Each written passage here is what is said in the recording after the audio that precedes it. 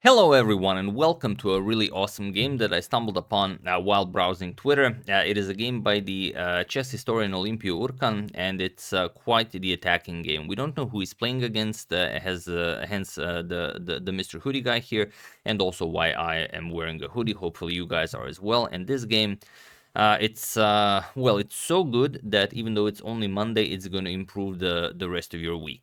It's it has everything, and it's completely no reverse gear Morphe style brilliancy. And he said that he played very risky when he was younger, and I imagine he still plays risky, but it cost him a lot of games, but it was all worth it because he was able to create one such game for you guys to enjoy now. So without further ado, let's check it out and let's see what this game is all about. So Olimpiu, with the white pieces, opens with d4. We have f5, Mr. Hoodie guy goes for the Dutch defense. We have e4, immediately striking in the center, also known as the Staunton Gambit. We have f captures on e4, and now knight to c3. Developing a piece while getting ready to capture on e4. We have knight to f6 and now bishop to g5. So white continues development. We have knight to c6 and now dislodging this knight from his natural habitat with d5. And this is nothing new. This has been played before many times. There are over 600 games in the database with this exact same position. So here knight to e5. This is all theory. And queen to d4 now. A beautiful centralizing move with the queen while attacking black's undefended knight on e5. We have knight to f7. And here white has a couple of good choices. He could capture on f6. He could develop the knight to defend the bishop on g5. But here Olimpiu chooses h4. So the bishop is defended, and you don't really have the option of capturing this bishop. So if knight captures, then we just capture back, and this is game over. The knight has to move. Wherever you move, doesn't really matter. Let's say bishop e2, and there is no defense against the bishop to h5.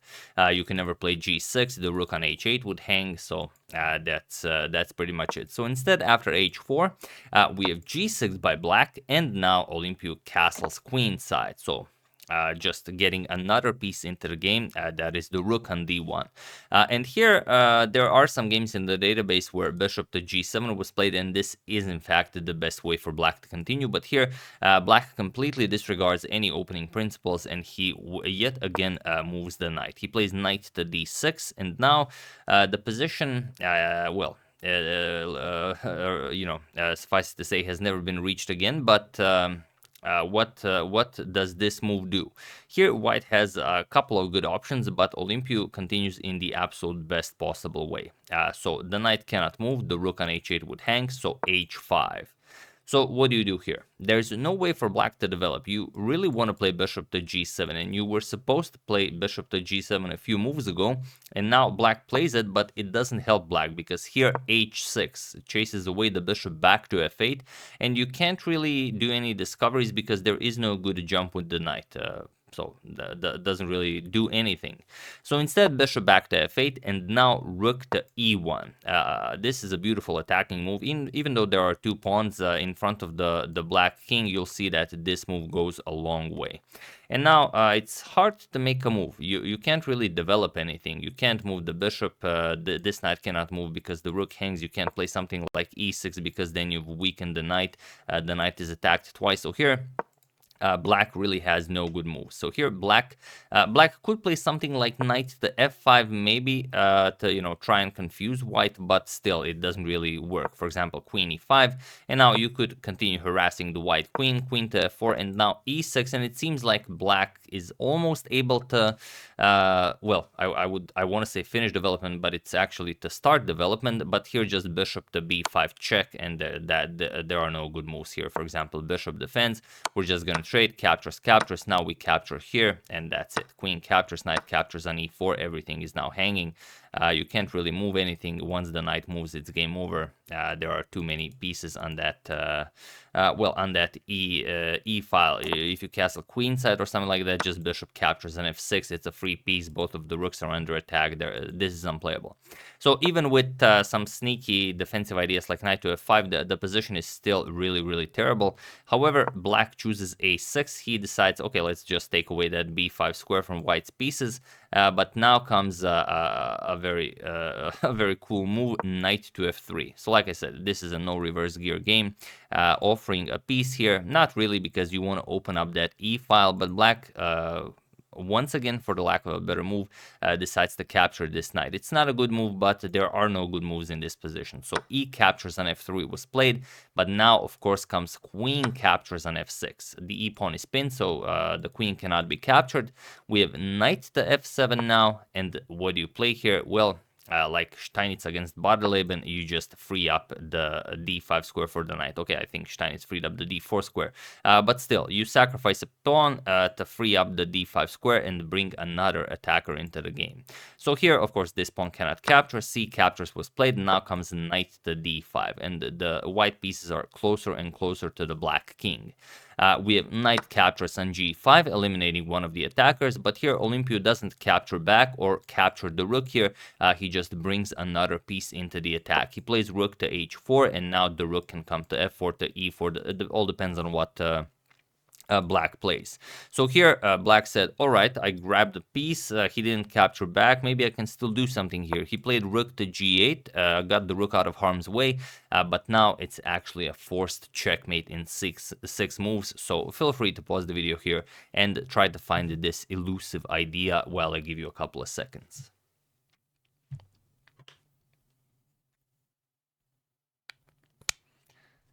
So for those of you who were able to do it, congratulations on always looking for that, craziest move that never works, but here it does. And for those of you who just want to enjoy the show, it is, of course, queen to f7. I want to do it in slow motion, but it's only one square, so it's really not possible. But yeah, queen to f7. And now nothing is defending the queen, and it can be captured by both the king and the knight, but nothing works. If the knight captures, then you've just taken away the f7 square from the black king, and knight f6 is a beautiful smothered mate. A nice fork smothered mate, as the pawn cannot capture, and the rook, the rook would, the king would be exposed to the rook. So here it would be a nice smothered mate. Of course, black did not capture with the knight. Black captured with the king, but this also doesn't work. That's why the rook is already on h4. The rook lift now comes into motion. Rook to f4 with check.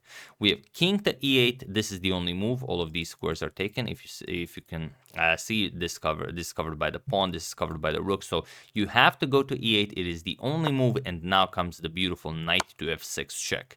The knight cannot be captured as the e-pawn is yet again pinned. So here king to f7, and now knight to e4 with check. And again, amazing stuff. Now if the king goes back, now you don't repeat, you go here. Knight captures on d6, again a beautiful smothered checkmate.